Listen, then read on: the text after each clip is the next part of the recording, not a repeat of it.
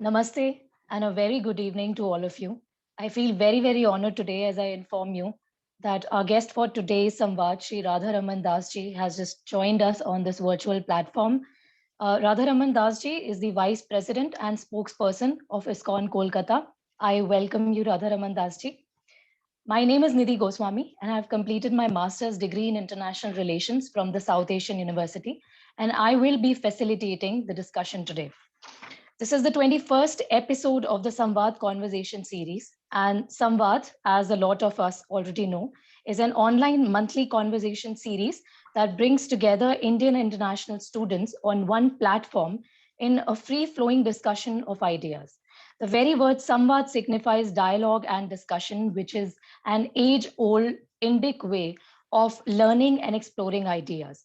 And as a part of this lecture series, we plan to discuss Indian cultural history, diversity, and its civilizational and international identity, which are topics that are usually left out in the current academic discourses. To be joined today by Radha Raman Dasji makes our initiative truly worthy.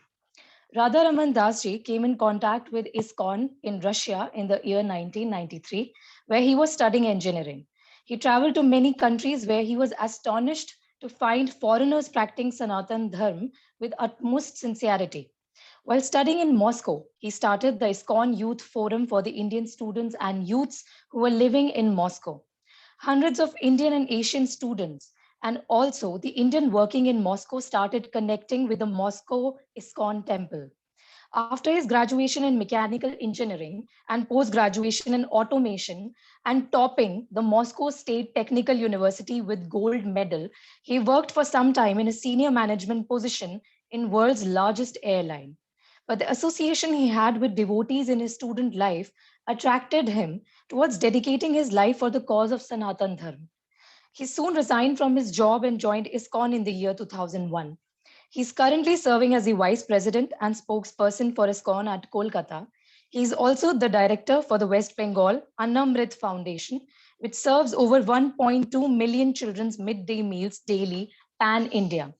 In the years 2011, when Bhagavad Gita was banned in Russia by a Russian court, he led a protest and gherawed the Russian consulate in Kolkata.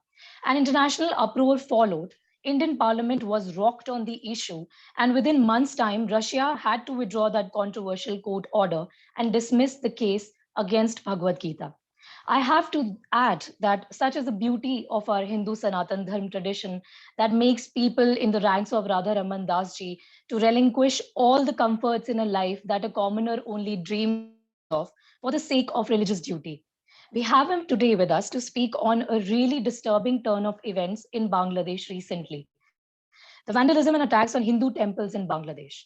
Our television screens were full of news on it until recently, and that is something that concerns us all as Hindus. Therefore, I request Radha Raman Das ji to take us through the issue in 15 to 20 minutes. But before that, our Samvad team has collated a few videos on the subject, and I would request my technical team to kindly play them for all of us.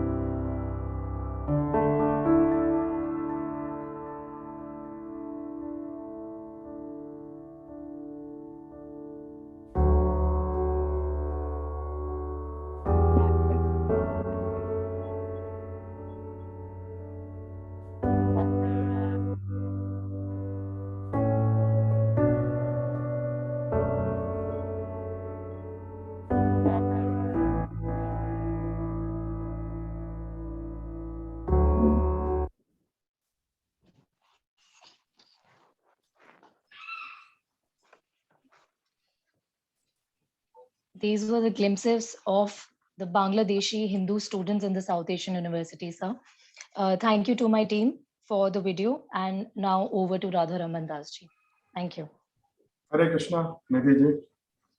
Last 15 days was very, very stressful to all of us. And as we know that on 13th October, the cycle of violence started in Bangladesh. And it started over a rumor that somebody has placed Quran at the feet of Hanumanji. Later, we came to know that the person who had done that was Iqbal Hussain.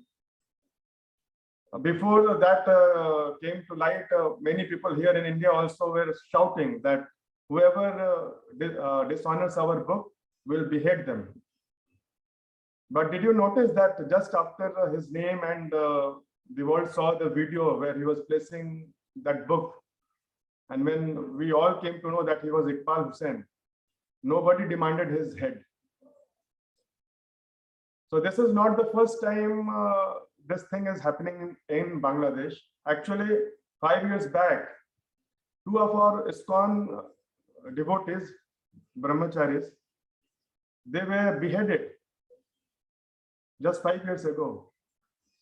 And only a few newspaper and one TV channel in Bangladesh covered that news. Last year also, a mob, they surrounded one of our temples and broke all the window panes. So these things are very common. But what was different this time? The history of violence in Bangladesh is a long history. 1946 Noakhali riots is very famous, where lakhs of people lost their life. In 1971, more than 6 million Hindus were killed. 6 million. And 3 million women were raped. So like this, these things are happening in Bangladesh, but world doesn't speak about them. This year on 13th October, after that incident of placing that book, the violence started, and they started destroying Durga temples, Durga mandaps, smashing Durga Devi's idols. Hindus were so fearful that they have to do immersion on day of Ashtami. And in few pandals, we saw that like the pandal is broken, deity is smashed on the ground, but pujaris, they continued the worship. So that was the condition. On day of Vijayadashmi, around 2 p.m., when our devotees at ISKCON Noakhali, they were having feast prasad. After celebration Vijayadashmi Utsav, they were having lunch feast prasad. Suddenly they saw that a mob of around 500 people, they gathered in front of our temple. First they broke the pandal, smashed deities there, and then around 200 people entered our ISKCON temple.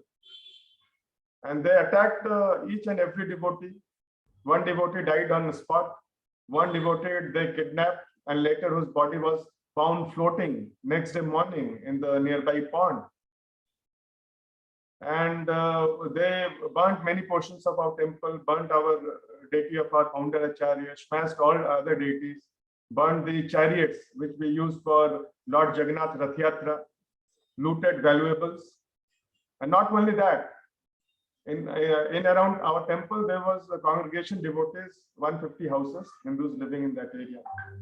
So they entered their houses, raped women, beat brutally all male members, children. So all this thing happened in the span of 5 hours from 2 to 5 p.m. And our devotees, the new police officer, they were calling police station and even senior police officers, but nobody responded. Police only came after 3 hours after they left. So then I got a call from Bangladesh, and I was shocked. But I was reflecting that 5 years ago also same thing happened. 2 of our devotees died, and there was hardly any uproar. And for last 3 days already, this thing is happening Durga Devi's pandals were being destroyed, and not even in Bengal, West Bengal, where people have sentiments towards the worship of Ma Durga. So although through social media people knew about it, and people here in Bengal were very angry about it, but no, there was no media coverage, not at all. Not a single TV channel or mainstream media was covering it. Only it was through Facebook and other social media, it was coming to light. Then I immediately, that incident I tweeted, I tagged Honorable Prime Minister. I called residence of Prime Minister and requested if Prime Minister can speak with the Bangladeshi counterpart, because situation is really very bad. Then at around 10 in the night, one TV channel in Bengal, they called. They told that we know that this violence is going on, but Bangladesh government is not allowing reporters to go at the site. So we all are disconnected. But if you agree to come on camera and say all what has happened, then we will telecast. Then I told, yes, of course. So in the night, through phone conversation, they telecasted it. And next morning, they came early in the morning, around 6 o'clock. I narrated the whole incident. One of our devotees who lives in Mayapur, she called me. And what she narrated broke my heart.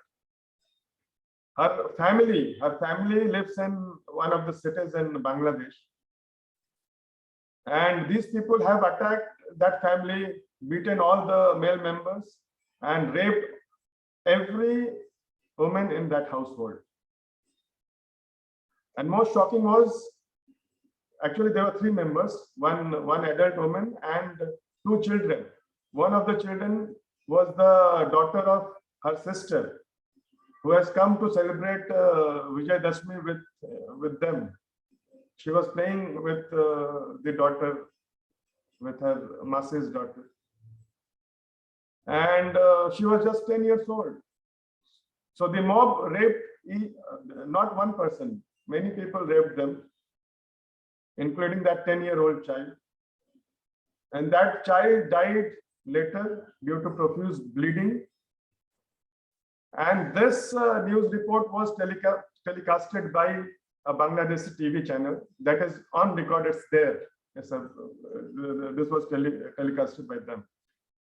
So this is what I was listening directly from the victim's family. So I narrated this whole incident on that TV channels. And then slowly, after a few hours, other channels started coming in. National media started coming in. I wrote later to United Nations, also to United Nations Human Council. There is a very good looking name, United Nations Human Council. So I was hoping that these organizations, for this cause, they will do something, they will act immediately. I emailed them, I called their office. I also, on Twitter, I tagged my letter to them. But from there also, I received was a complete silence. So this was on Saturday. Friday, the incident happened. Saturday, whole day, few media channels started telecasting it. And when world started knowing about this, especially this incident with that 10-year-old child, many of our devotees in other parts of country, that same evening, Saturday, we could not sit in our temple. Our devotees decided that, just by sitting and writing letter, this is not time for writing letter. And in past also we did, when 2 of our devotees were beheaded. But there was no response, absolutely. Only response was a complete silence. So we decided we should hit the street, and there is close to our temple is Bangladeshi High Commission here in Kolkata.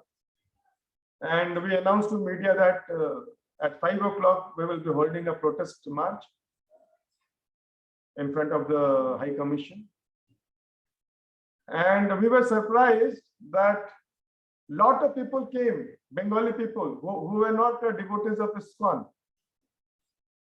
And they started telling that actually for last 4 days, we are hearing about all these incidences. And there is great, great pain, sadness. Our relatives also live in Bangladesh. And we are hearing directly from them that such high injustice is being done, such violation of human rights. But there was complete silence. Thank to all of you that you have decided to protest in front of High Commission. So along with our brahmacharis, thousands of people, just by hearing that we are protesting, they also came and joined our protest. And it was a huge, huge protest covered by national media, by international media. As news spread in other parts of the world, our devotees and other Hindu organizations, they also started protesting. In New York, in America, many cities, Russia. In Russia, we have 150 centers. There also devotees, they did protest. Australia, South Africa. And many people, many organizations, they started condemning this attack. But still, United Nations was silent. But when this protest started happening, United Nations next day on Monday, they condemned the attack and they sent their representative to Bangladesh. Then President of United States of American President's office, they condemned. On that evening, we decided that ISKCON, we have a presence in over 150 countries, and we have 700 temples. So we decided that we will, on 23rd October, will hold a day-long protest in all these centers in 150 countries. And to our surprise, on that day, 23rd October, the protest was held in 170 countries. And to our knowledge, more than 6,000 different places people participated. So there was great anger, but problem with we Hindus is that we never used our unity and for coming out on the street.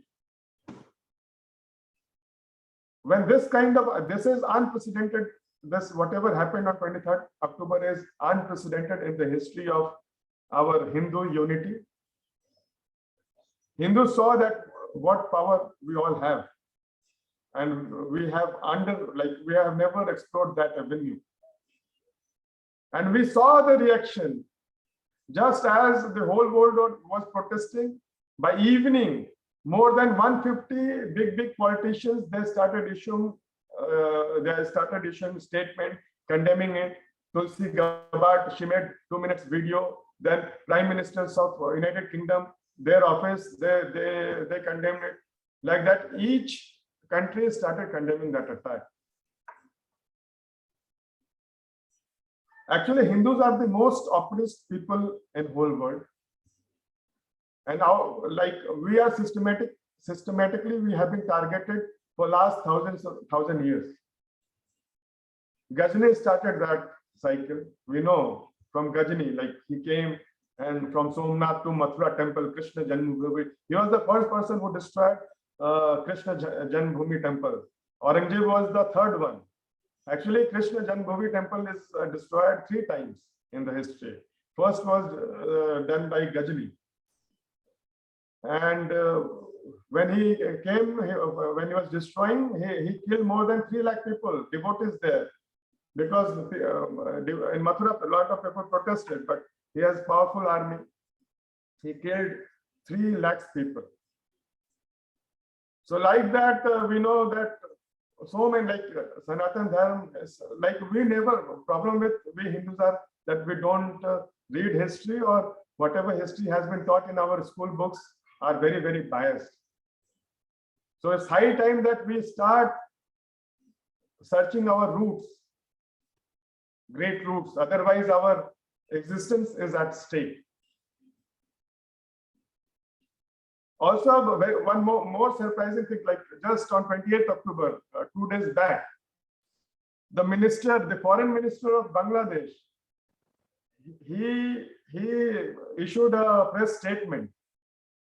And it's so funny, you just read that press statement where he's saying that only 6 people died during recent violence of which 4 were Muslims killed during the encounters with law enforcement authorities. And only 2 were Hindus. And one of whom had normal death, and another, when he jumped in a pond, he died. None was raped, and not a single mandir was destroyed. So this is the statement by government of Bangladesh. See how they whitewash whole thing.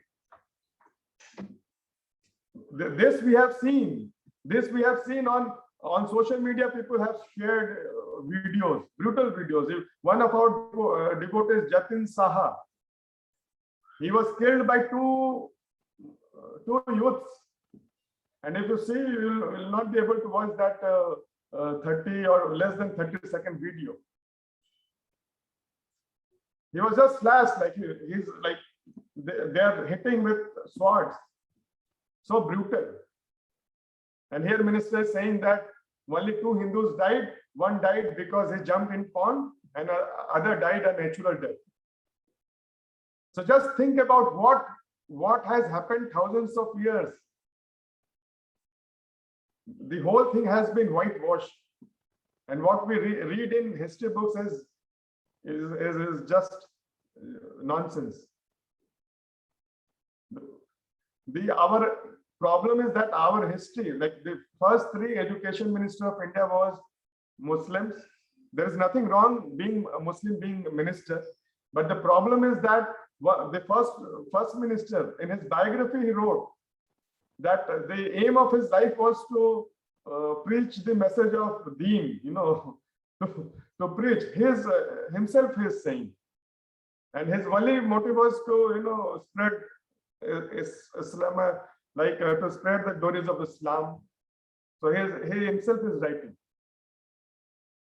So Sanatan Dharma and Sanatanis, we have been backstep, but it's high time that we all should wake up. Otherwise, there is a civilizational danger lurking upon all of us.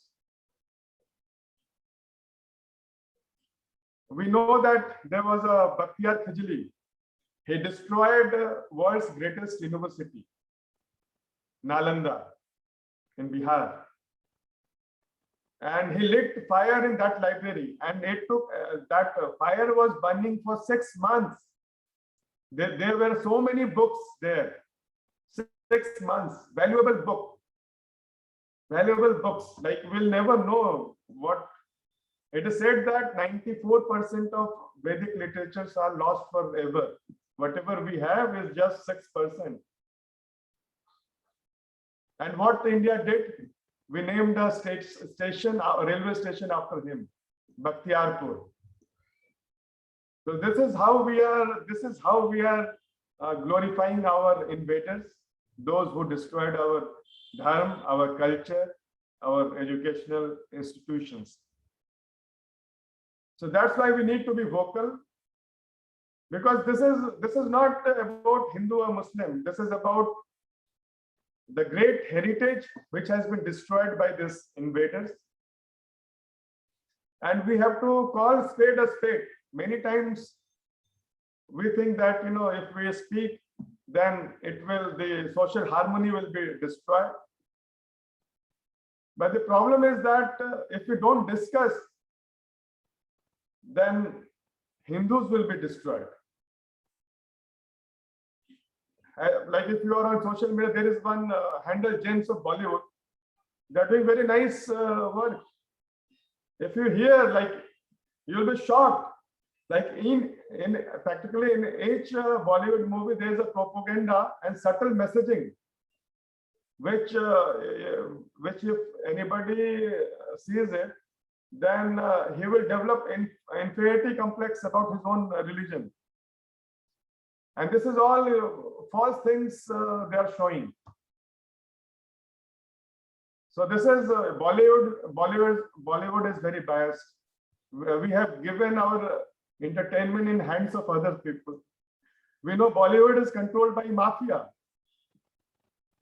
And how the whole narrative, how our conscience is being invaded by Bollywood. Like Aryan Khan, like if you read any news, headlines, any headlines, Aryan Khan was the major headlines for so many days, today also. Today, a 23-year-old soldier, he laid his life for our country. 23-year-old, he is also 23-year-old. But nobody will discuss his death. Aryan Khan is more important, a druggist. So the power of money and the narrative which has been set and which we are hounded upon, that is very dangerous. We all have to think about it. We have to. One good thing about social media is that we can use it for upliftment of Sanatan Dharma also. There are many platforms.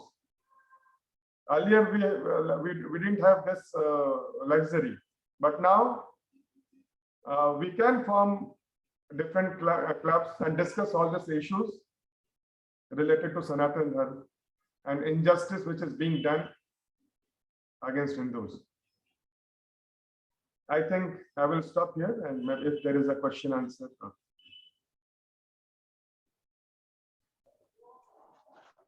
Thank you so much, Radharaman Das ji. And I'm very, very shocked by the unfortunate news of the beheading of 2 ISKCON brahmacharis that you just broke to us. This is very, very gruesome and concerning. Also, your personal accounts of direct conversations on with the victims are almost scary, and even scarier is the response of the higher authorities that you just told us. This rocks the heart of everyone sitting in the audience right now, I'm sure.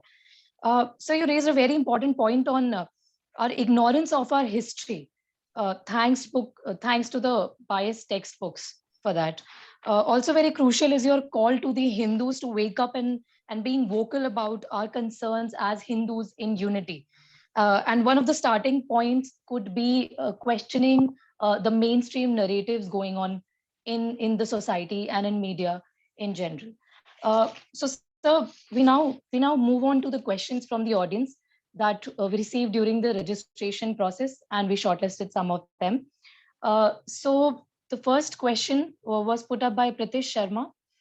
So it says that currently we have seen so much violence and atrocities against Hindus in Bangladesh, but this is not only a single case. We have seen the same in Afghanistan as well as it is clearly visible in Pakistan. In these countries, Hindus have to face inhuman treatment at the hands of a Muslim majority. But here, Hindus in Bharat have other priorities, and they never turn up in large numbers to show their solidarity towards Hindus of these countries.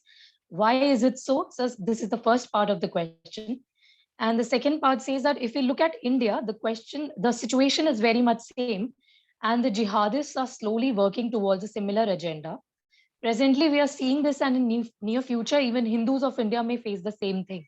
What is the reason that Hindus never unite together and oppose the extremists openly? This is the question, sir. Actually, we Hindus have to think about it. If we see, the real victims are we Hindus. But other people, they have learned the art to play victim card very nicely. So they are using the card, but real victims, they are mum. But now, if we don't act, our existence is at stake. Here in India also, as we know, situation is not very good. Even in Delhi, I was in a news report, I was saying that in some areas, like these people, they come, first one family, Muslim family will come, then second will come, and very fast, within 1 year, situation will be such that other Hindus, they have to start leaving that area. And what is the response? Like even law enforcement people, there also seems to be standing with them. In Gurgaon, if you see that many government places, These people are coming in large numbers, offering their prayers, and police also can't do anything. Police is also going to, if other Hindus are objecting, they are arresting Hindus. So why they are able to do that? Why they are able to? Why they are successful in their attempts to even encroach upon government land, and in few years you will see a mosque there, and nobody will bother. Why? Because they have mastered the art of coming together. One of the reasons that they offer namaz on street is to show their strength. Every Friday, once in a week, it is an exercise to show their strength. And we Hindus, if you ask that how many of us we visit temple even once in a month, forget about coming and doing this activities. How many people amongst us go for Janmashtami celebration?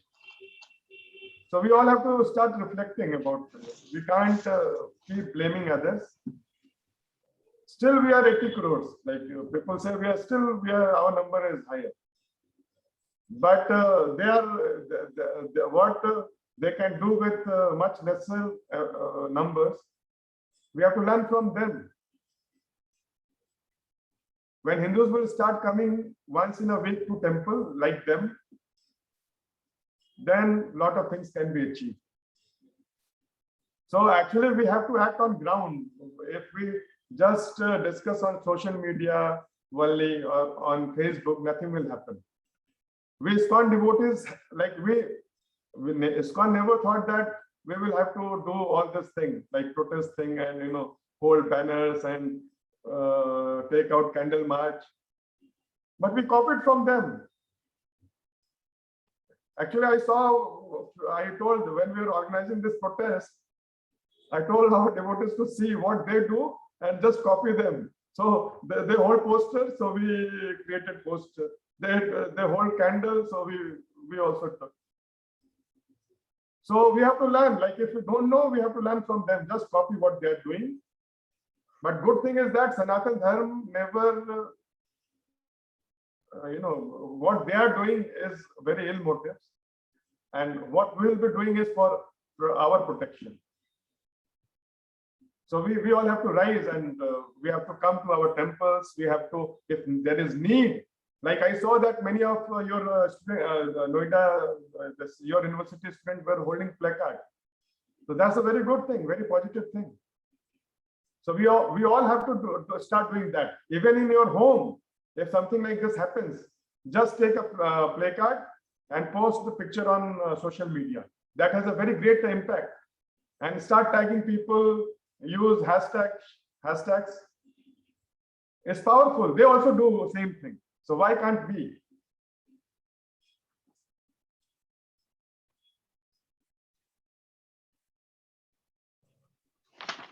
Right, so you raised a very important point about our fulfilling our duties as Hindus as a starting point in this. So, sir, the second question is that it's by Atul, and it says that on the recent happenings in Bangladesh, Director General of the Indian Council for Cultural Relations in Bangladesh has said that small incidents don't affect India-Bangladesh ties.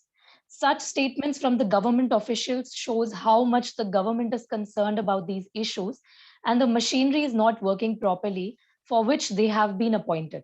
Such statements are like sprinkling salt on the burnt wounds. How do you see this? Yeah, that's very, very shocking statement. That was. We also saw that when terrorists, there was attack in Mumbai, a few years back. Then one of the ministers said the same thing, insensitive thing, that in big cities, this small incidents happen. When that these terrorists had killed hundreds of people in Bombay. So government should take action against these officials. How can they, if government doesn't want to speak, better to be mum. But don't issue this kind of statement. And also we have to reflect that our situation of Hindus is very, very इस तरह है कि anybody is just joking, sprinkling salt, whatever you call. Our situation is such. We have made our situation like that. Why nobody dares to speak or even arrest a person from other community who is not following law or doing whatever they want? So there is need of muscle flexing by Hindus also. Otherwise, there is no other shortcut, I think. Absolutely right, sir. The right word used, muscle flexing by Hindus also is needed. It's the need of the hour. Sir, the third question is by Minakshi Yadav, and she asks that when our Prime Minister went to Matua Temple at Orakandi in Bangladesh in his last Bangladesh visit, the temple was cleaned and whitewashed, showing the devotion of our Prime Minister towards Hinduism. But the way the Indian government handled the latest happenings in Bangladesh, many Hindus are not satisfied with their stand. Your delegation has also approached the government for the same. What has been your experience? This is a very difficult, of course, as Hindu, I would want my Prime Minister to be very vocal whenever such incidents happen. But I don't know, like if politics says that if to save two countries' relation, if Hindus are always to be sacrificed, that is a problem. Why Hindus should be sacrificial lamb? Why? Actually, I am still thinking why it happens. I don't know. Maybe there is some justification for it. Maybe something higher. But why Hindus has to be always, sacrificed for maintaining this and that? But how does it matter also? If some injustice has been done, some girl has been raped. Like what I thought that even sometimes I don't know why it happens. Governments they are always on back foot. Actually, in every statement which I issued, I was appreciating Bangladesh government. I was saying that Bangladesh government is taking steps. They are trying. They have filed more than 450 FIRs. They are condemning it very strongly, and they have on camera they were very good actually, much better than even with what even our Indian government will not do what the Bangladesh government was vocal about these incidences. They're very vocal. They were telling these are jihadis and they are doing this nonsense. Will not tolerate things like that. But the problem is that I don't know why they whitewash the whole thing later on, because we are also with Bangladesh government in fighting with these jihadi forces. And when some were telling in Bangladesh government that ISKCON is trying to defame Bangladesh, but our purpose was not to defame. We have shout, like if there is a fire, then you shout. You don't shout to a one person. Whoever can come, whatever your vocal code, whatever loud you can shout, you should shout. Because people are at danger. And we did exactly that. And our purpose was not to defame Bangladesh government. Our purpose was that if United Nations and other leaders, they will condemn this and they will stand along with Bangladesh government, then Bangladesh government will also get strength in their fight towards these jihadis.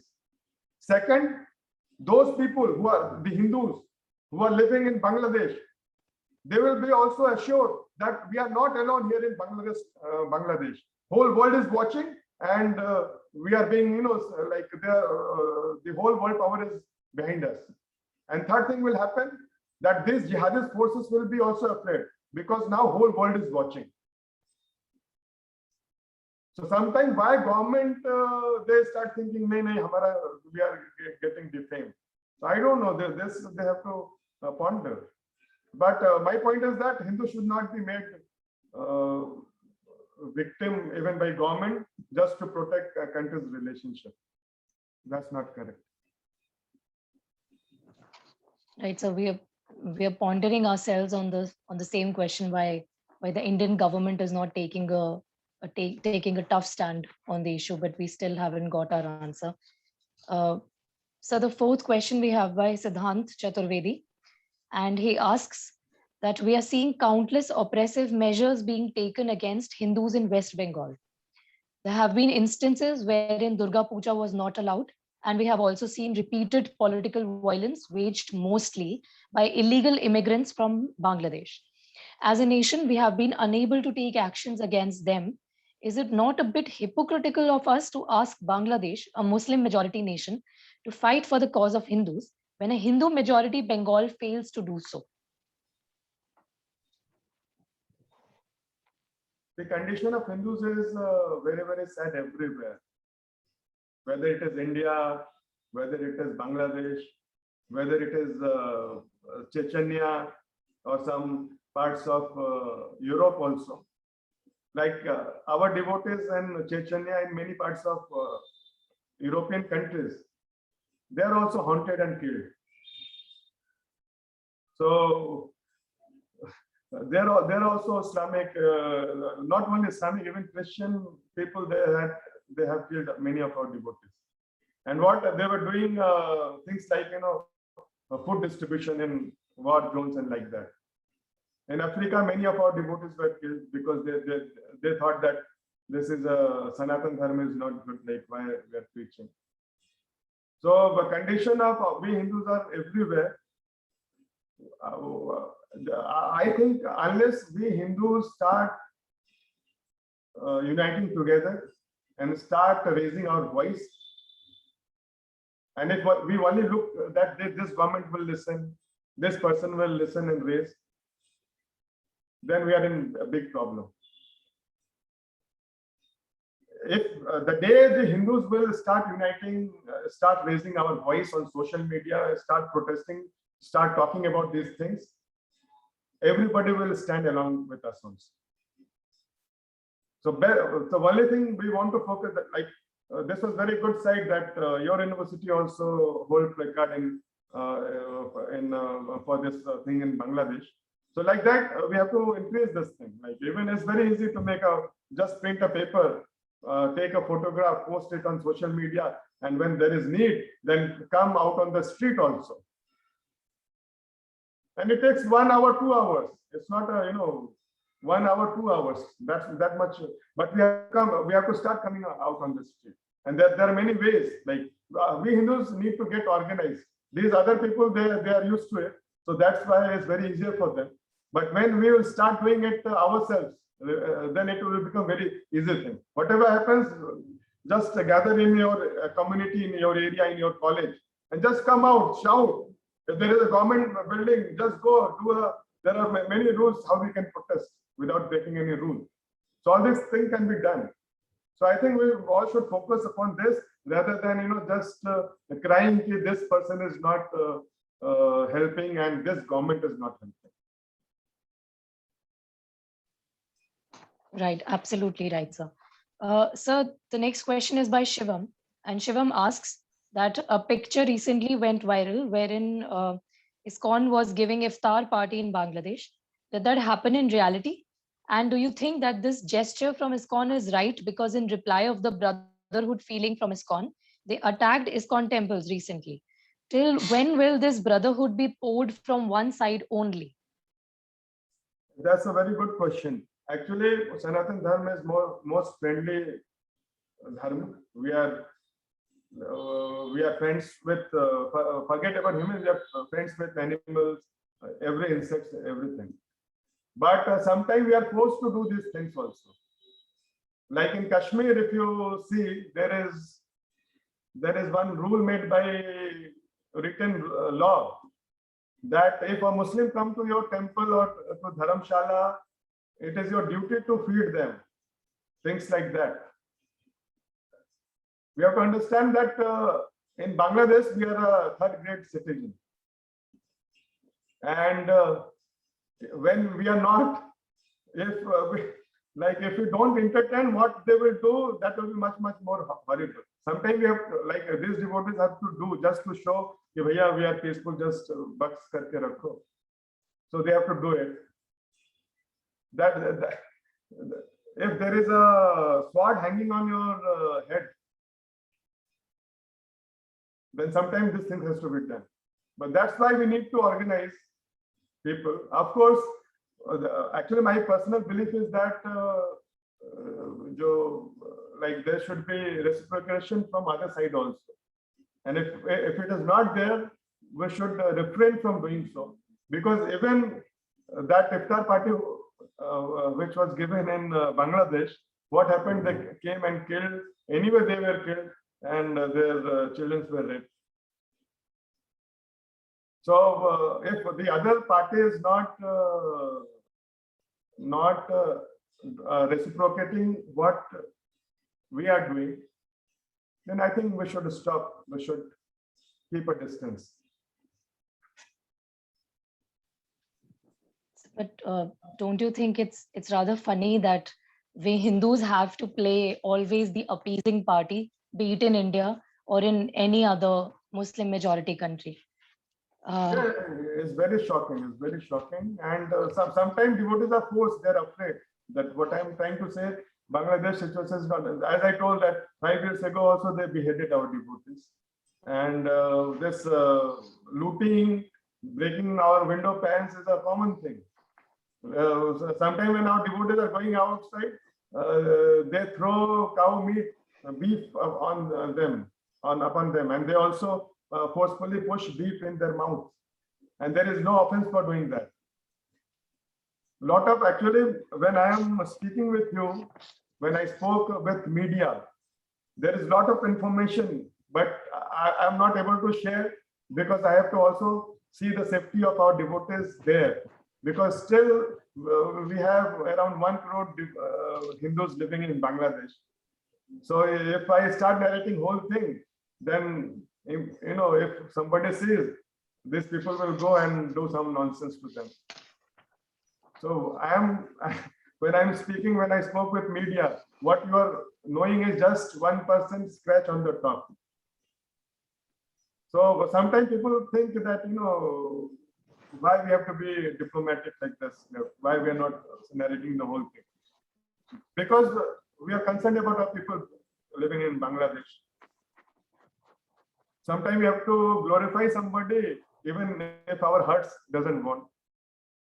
Because still there are small children, small families living in Bangladesh. So it's very unfortunate, a lot of pressure is there. But only thing what I understood, Hindus has to unite and we have to protest each injustice. And there are ways, like social media is a powerful platform. Even world leaders, they get influenced by uproar on social media. So at least start with social media.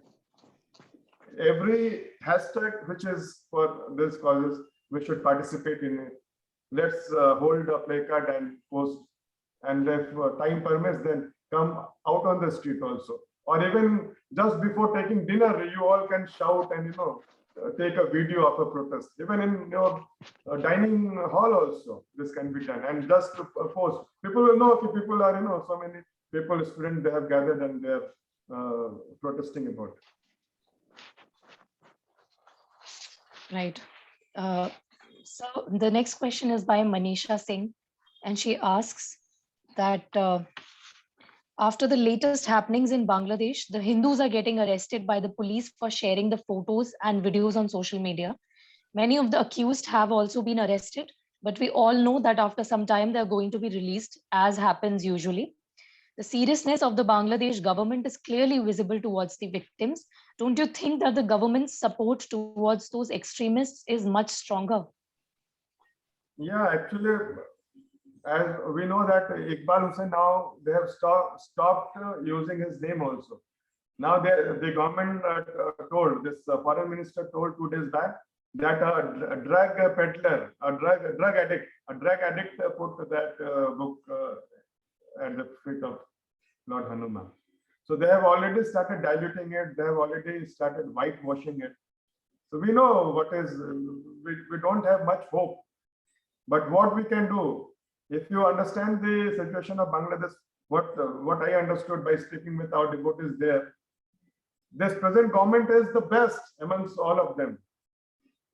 Because the opposition is much more dangerous.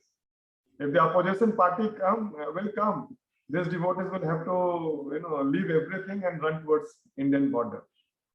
And in India also, we know that there is no, still we are discussing about CA and all this, but that is the condition. Of course, there is attempt by, there is no friendly government anywhere in the world which is friendly to Hindus, or which understand the sentiments of Hindus. There is no well-wisher government for Hindus anywhere in the world. That much I can say. We saw in India also. Why speak other countries? Two of our sadhus were, beaten like rats, killed. Last year in Durga Puja procession in Bihar, that 19-year-old young boy, he was killed by police, and police has given that permission to take out that procession. But the Lipi Singh, the SP, thought that they were going very slow. So she ordered police to start firing. What can be more pathetic than all this terrible news? And what happens? I heard that SP has been again reinstated and given higher post. So this is very sad.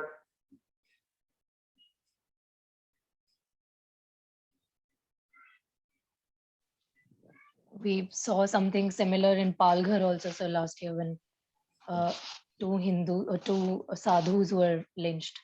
Hindu sadhus were lynched. So next question we have by Deepika, and she asks that globally Abrahamic religions, be it Islam, Christianity or Judaism, have special interest groups who raise their voice whenever violence takes place against the practitioner of that faith in any part of the world. Hindus have no such grouping to protect them. Shouldn't ISKCON, an organization which has its presence across the world, take that responsibility? Why does ISKCON only raise its voice when their temples or members are attacked? That's a very valid question. We all Hindus and all Hindu organizations has to come together.